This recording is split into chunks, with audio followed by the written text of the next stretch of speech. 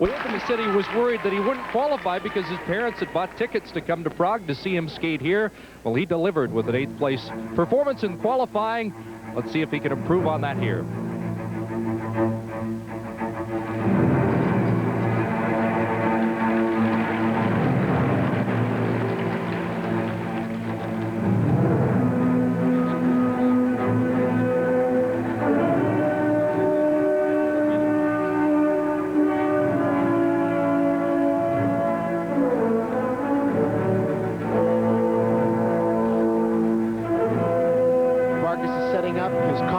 Which will be triple Lutz, triple toe.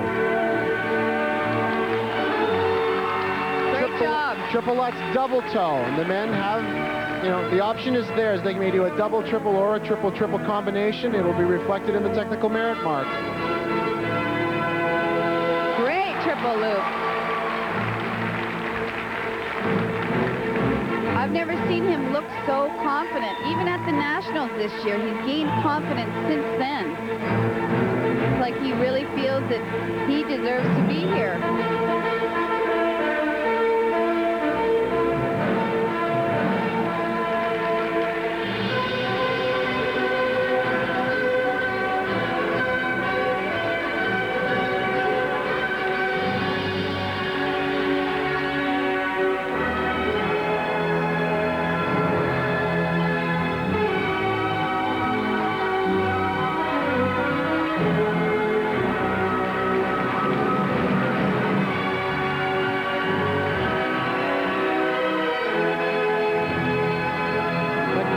Spin was very nicely centered, which is one of the things that the judges are looking for when they evaluate the spins here in the technical program.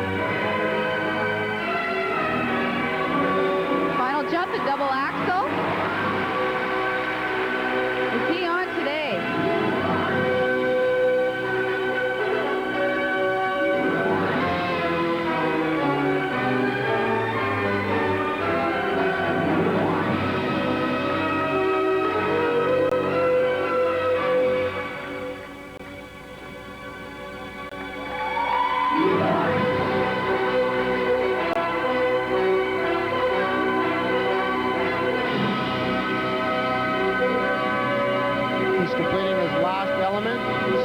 Footwork sequence, and I must say that for a debut performance of a technical program at a world championship, he's got to be mighty proud of that. Kurt Browning likes it, so does Karen Preston and the large Canadian delegation here, 22 years of age, originally from Toronto, skating out of the Royal Glenora Club in Edmonton, Marcus Christensen. Here's a look at that triple X combination. He's a little low on the landing, but he pulls off the second double jump, no problem. And here's the triple loop. That was just a beauty. I came over on the bus with him before the competition. I couldn't get over how cool he was. He was just so calm, like he was actually excited to get out there. Well, he called the final flight in Hamilton overwhelming, and I'm sure it was a good experience because now he comes here and clearly has been in control of his emotions throughout the week. That's Jan Allmark, who is subbing for Christy Ness as a coach this week. Christy's undergoing tests in Edmonton. Nothing serious, but he just said hi to Coach back home. And everyone else at the Glenora. Don't want to forget anybody. He had a less publicized back problem than Kurt Browning, but everyone told me he only skated 17 days prior to the Nationals. Took off almost all of December, a part of November, but certainly has played catch-up. Well, I'm sure he's quite content with that performance. If he could have anything back again, he'd probably like to try that combination again to lay in a triple-triple combination to garner some more marks, but a nice skate nonetheless. Well, you mentioned it might be reflected in the technical marks, and it has been, Paul. 4.7 from the Russian judge, 4.8 from Norway, up to a 5.3 from the American judge on the panel.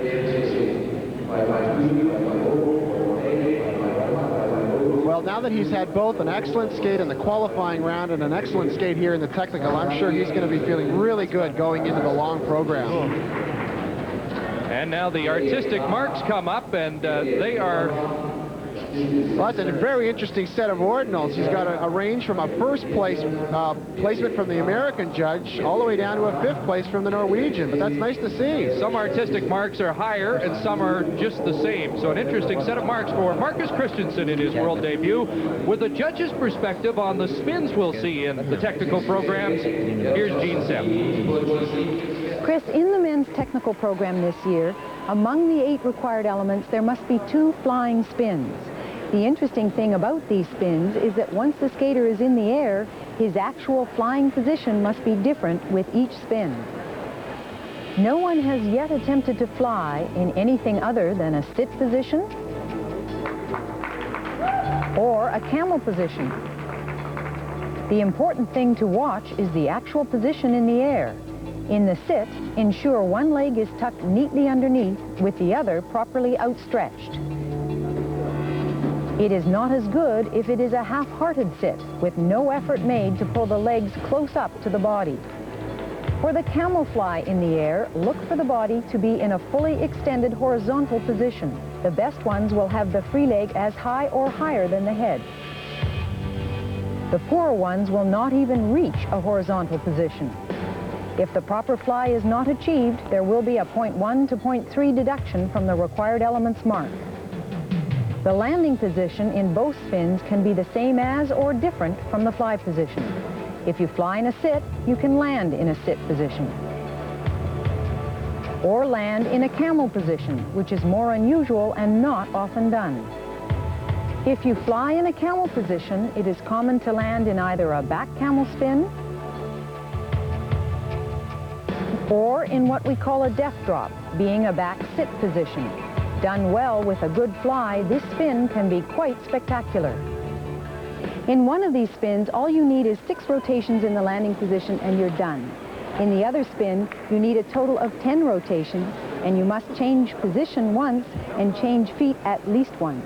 The quality of the fly is important, but so is the quality of the landing position, the speed of the spin, and whether or not it rotates on one spot.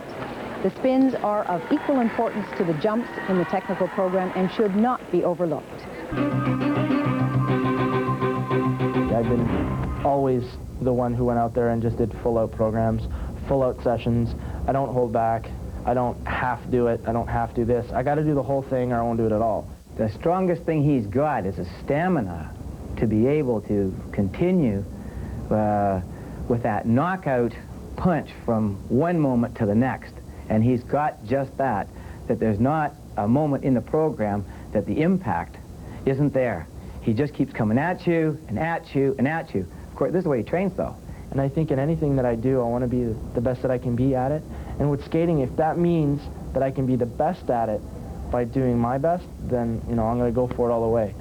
I know that his awareness level is amazing, and when he talks to me about something doesn't feel quite right, I can help him align his own body back into the total position and then mold that into the pattern of the jump, as I would say, and he can just take that and just mold himself in to allow the jump to happen. As long as I know what the feeling is for the jump, I can adjust to that, or I can almost, I'm very flexible with the technique that I have. And on some days where it's not going well, I'm going in a little bit off, I can correct it as I'm going up, and then once I hit the air position, I'm okay. As long as I correct it and feel right before the air position, I'm okay. Emotionally, he is a kind of guy that will like to, the only way you can operate is to be yourself. And to be yourself, you got to make sure that your own anxiety level is in a level that you can operate, which will allow you to do your job. Well, I've been asked things about, do you think you've come out of Kurt Browning's shadow? Do you think you're head-to-head with him now? And I think I came out of Browning's shadow about a year ago after World Championships, standing up on the podium saying, hey, the 2 best guys are right beside me. I think I can contend with this. I think this is a real good realization that I'm a contender here, and you know, no matter where I'm going to be, I'm still going to be a contender. And that's the sort of attitude I have to take to be confident enough to challenge these guys. Overall, that's part of it, but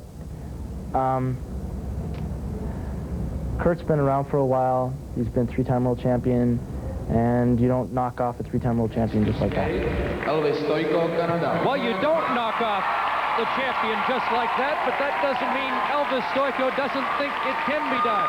Here's the 20-year-old from Richmond Hill, the world bronze medalist, and for the last 4 years, the silver medalist in Canada. Well, Elvis has been a machine here all week in practice. He was doing quad toe, triple toe combinations and quad lutzes, which have never even been attempted in practice, let alone landed.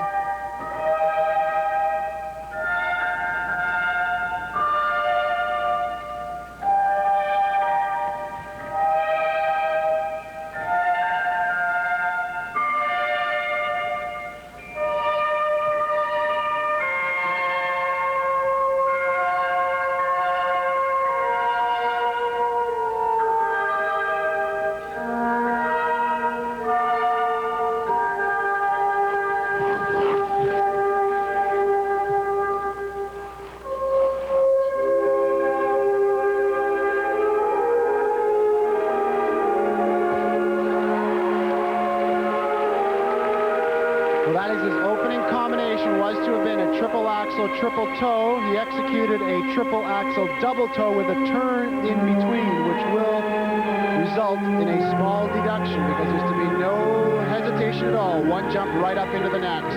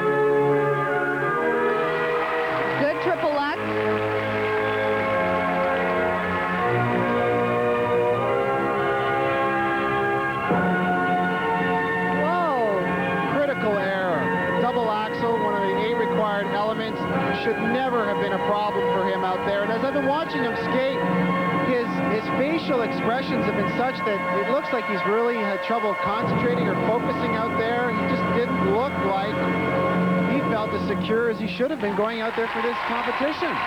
Well, he just didn't look like Elvis to me. He wasn't sure of himself. Even on the footwork, he had a little minor error, and he just didn't have the confidence that we've seen so far this year. No, there was no attack. That's what I thought was missing. Here we're going to look at the opening combination, triple axel, late on the check. You see the left hand come around, couldn't check it, and then up into the double toe. He's also really close to the boards there. You wonder if that had anything to do with it. And here's the double axel. Outside the circle with his body position, and no way he could land it.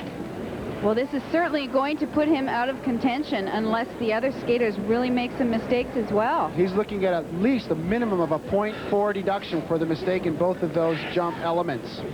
Doug and Michelle Lee, his coaches, we saw the profile, and the key words, consistency and attack, yeah. And it really is out of character to see that kind of technical program from Elvis Stojko. Well, he's always got complete concentration and body control, and I think that has something to do with his background in martial arts training. But every once in a while you have a performance like this one when you just can't get it together. You heard Doug mention that it was a tough one, and it could get even tougher when these marks come up. Skating number 13 in the order.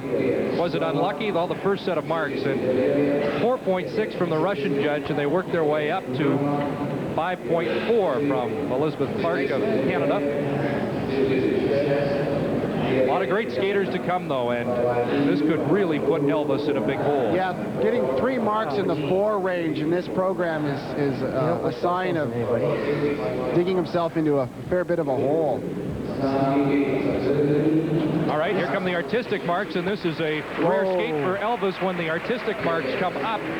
But the ordinals tell the story. He has a first-place mark from Great Britain, Canada, Finland, but he has an 8th place mark from Russia, 5th place from Norway. He is first, but most of the big contenders are still to come.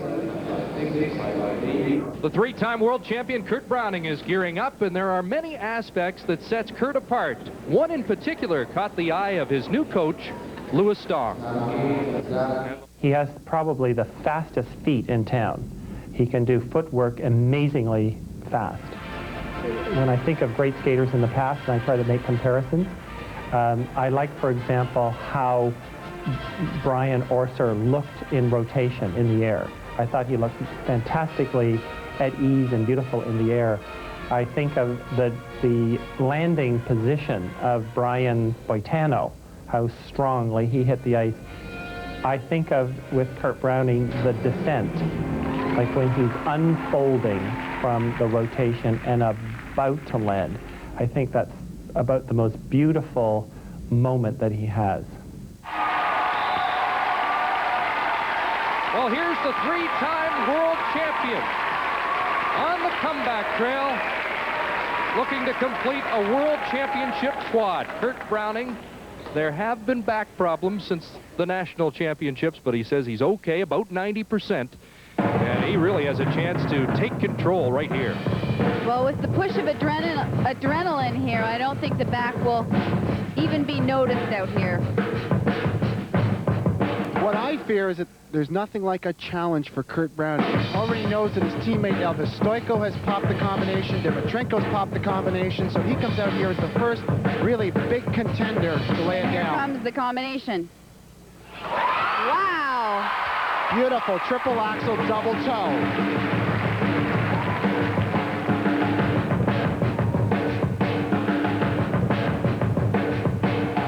Next jump is the triple flip. Whoa, and he just pulled that one out. He's lucky there.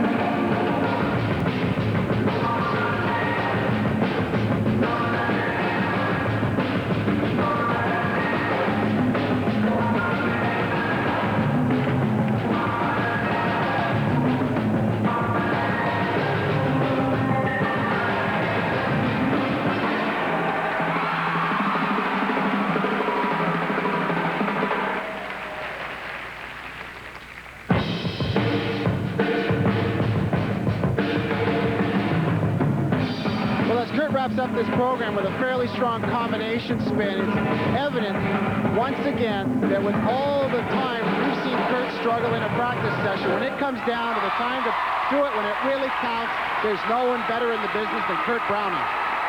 Flags flying high, and that is the mark they want to see for Kurt Browning. Yeah, the old Kurt is definitely back.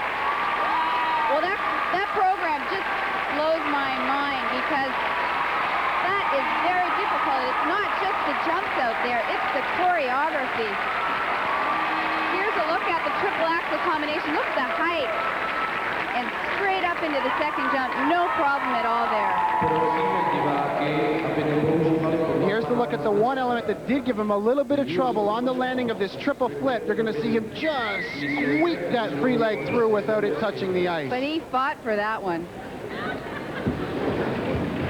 My mom fought for that one, too. Perfect. Oh. No, actually, there were a lot of good things. Your axle was beautiful. Yeah, it was good. And the double axle was a honey. Yes, for a change. Was a honey. Was a honey. I got... And spins. Going into flip. You were The whole program. Yeah. I felt the music felt fast. I don't know. I couldn't keep up to it. But you got it back on the flying camel spin. Good flying camel spin. Yeah. No, I thought of that. Keep going, guys. You're doing fine. And so are those technical marks. 5 7s and 5 8s. They just summed up the whole program. Oh, no. I don't know what, but Kate. Hi, everybody at home. Wish you could say hi to Tyler, but he's not there. Wade. Hi, Wade, Gavin, Sunil, Gareth, Jeremy, Jess, Joe. Having fun in Prague. I guess he is. Here come the artistic marks. And they are 5 8 from 7 of the 9 judges. France has them at 5 7, so do the Americans, but all 9 have first place ordinals for Kurt Browning. He is in control in this men's technical program. Elvis Stojko was not. Let's find out what happened to Elvis. He's standing by with Brian. All right, Chris, thank you. Elvis Stojko on that triple axle double toe. You put a 3-turn in between. What happened? I think I got a little bit too anxious a bit, too much energy, and the one I did in the warm-up was just a little bit, not quite all the way around, and didn't give me enough flow. So when I went out there, I said, just give it a little bit more. So when I went out, gave it too much and then over-rotated a little bit on the takeoff. Then I landed. I was able to do it on 1 foot, do a 3-turn double toe. That wasn't as bad as the other. Did that affect the rest of your program because you missed a double? You do doubles in your sleep. Well, those things happen. I do that double axle out of a difficult back edge, and it gets kind of swingy sometimes, and that's exactly what happened out there. Sometimes those things happen, and you don't really know why. And I wasn't nervous. I was relaxed. I wanted to have a good time out there, and it just didn't seem to click the way I wanted it to. Thoughts heading into tomorrow night? I think I'm just gonna keep the same mindset I had today and go out there and enjoy it. There's a lot of hype about winning a gold medal or getting a medal, but my main goal is just to skate for myself, and if the medal's there, fine. If not, well, I gave it my best shot. All right, you did tonight. Good luck in the long program tomorrow. Elvis Stojko, stay with us. Lots more to come. Really looking sharper in practice, but that wasn't the case in qualifying. Well, all week long we've been watching him. He's had a very confident look on his face. In fact, he's been smiling all week long. When it came up for the qualifying, he just wasn't on. We'll just have to see what happens here.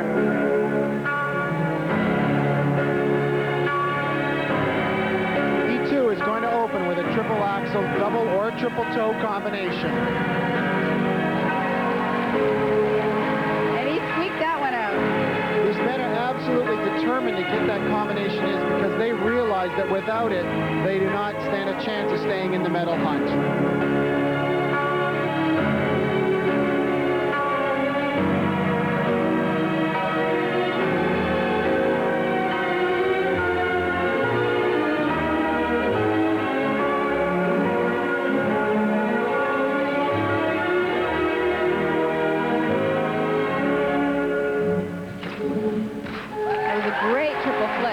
If Kurt's combination was better than Alexei's triple flip was better than Kurt's.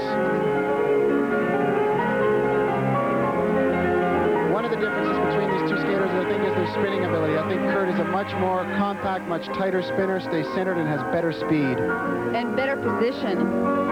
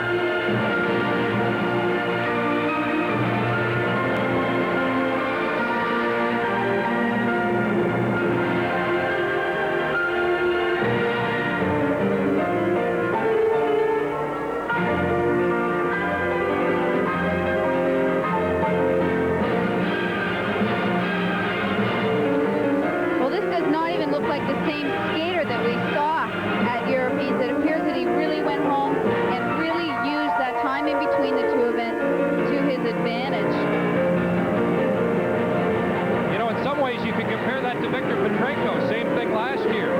Very rusty at Europeans, but a different skater later on. Well, I think we've learned that going to the European Championships, quite often, the performances we see there do not reflect that which we're going to see at the Worlds. The question for Alexei remains, he got through this technical program quite well, but is his conditioning up to getting him through strongly through a long program? Technically, this can compare to Kurt's. Here's the triple axel combination. A little tight on the landing there, but pulls it out anyway.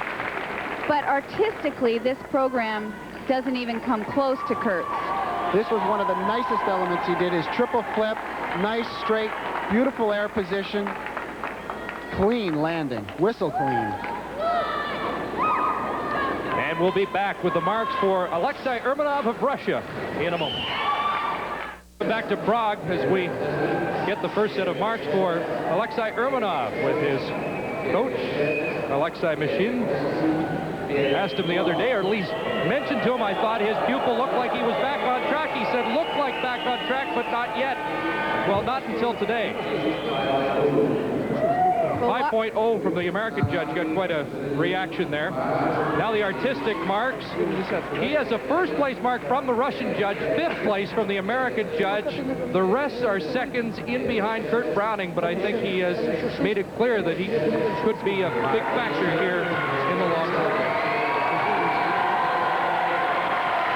Elvis Stojko is like the guy hanging over the cliff, and he hasn't been pushed over yet. Still 3rd.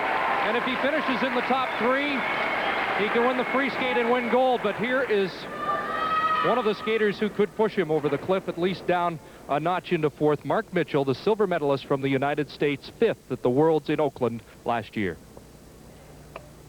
Well, Mark has always been under the pressure as the kid who has to come from behind. For a number of various reasons, he missed making the U.S. national team until last year, when many thought he should have been on it at least 2 years ahead of that. So he's used to being the underdog. He has troubles with this triple axel. Here it is. Whoa!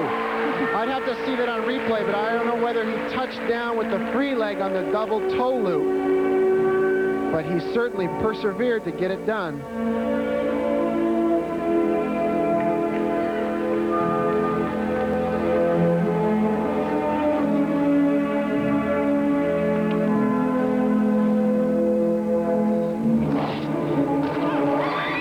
Very easy triple loop jump. That almost looked like a double.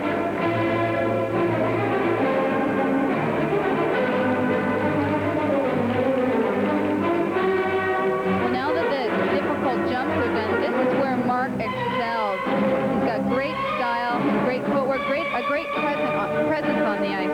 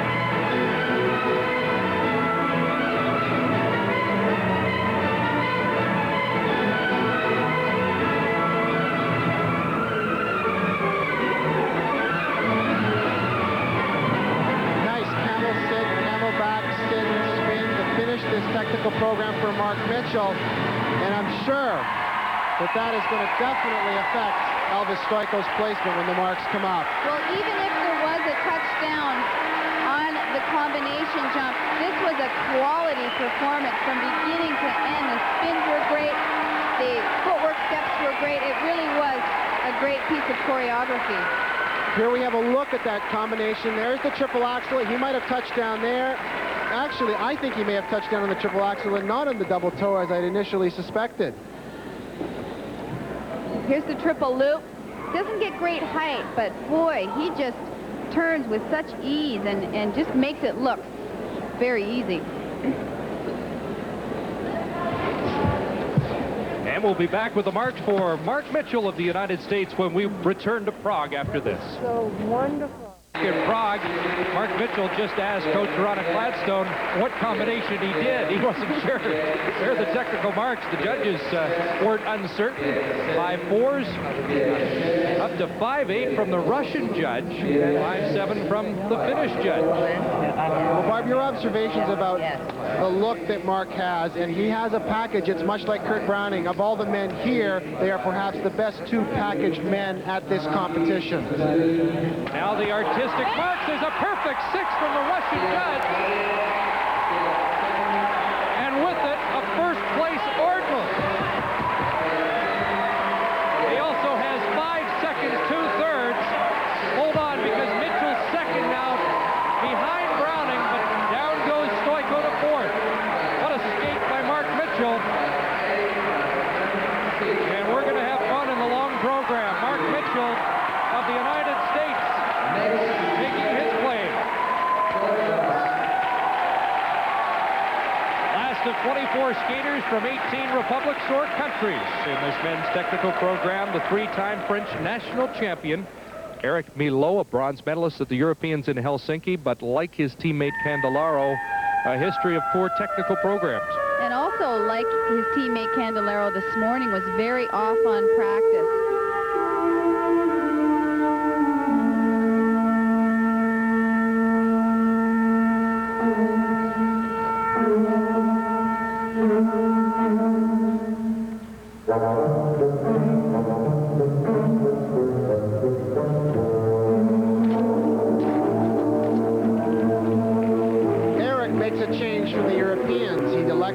Triple Lutz combination, put his hand down in between, and there is going to be a deduction for that.